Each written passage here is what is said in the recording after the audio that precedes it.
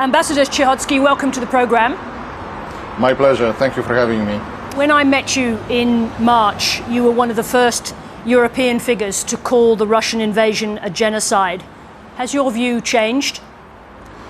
I'm afraid we will only now learn what was happening in those areas, those territories now freed by the Ukrainians. Already some reports come about atrocities, about the repressions that happened, that were taking place there, and it would, I'm afraid, only prove again that the Russians came to extinguish Ukrainian culture, Ukrainian identity. What is the significance of the recapture of territory in the east of Ukraine?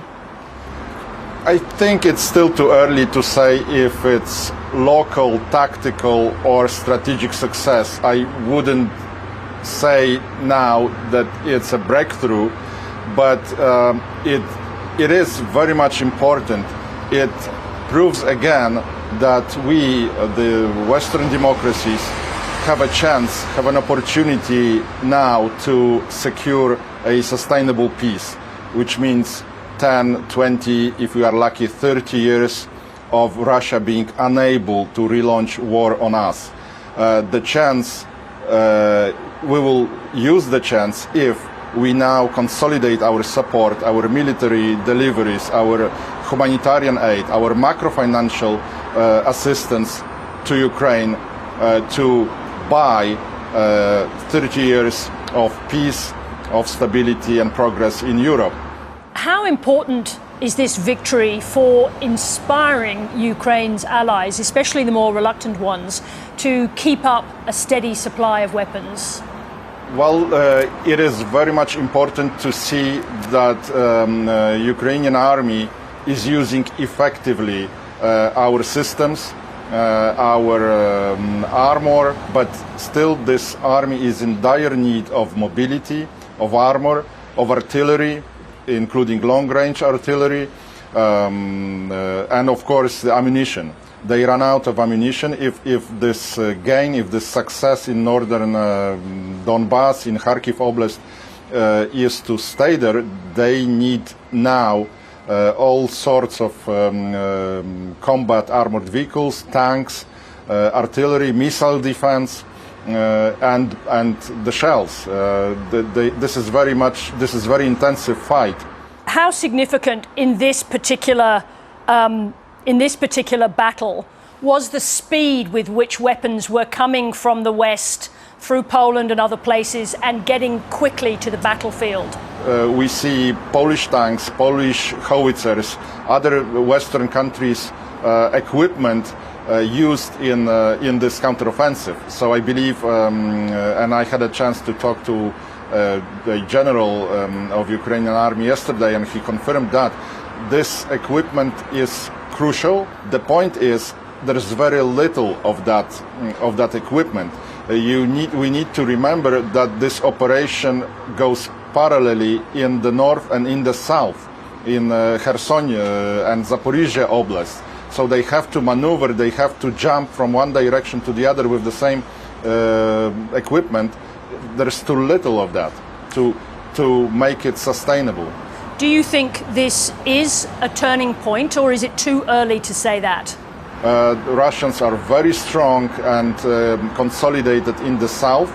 They will be very much determined. They have nowhere to step back in the south. There is a sea behind them. Plus, as we could see, they are using cruelly their rocket capabilities. They hit the dump in Kryvyi Rih yesterday. They provoked a blackout in 3 oblasts over the weekend, if I'm correct. There was no electricity and water supply on a vast territory. So the Russians will revenge, that's for sure, and probably those rocket assaults I mentioned are only the beginning. How dangerous is a cornered Vladimir Putin? If we stop supporting Ukraine, if Ukraine stops defending herself, it will not make Vladimir Putin regime safer, cooperative. This regime is aggressive.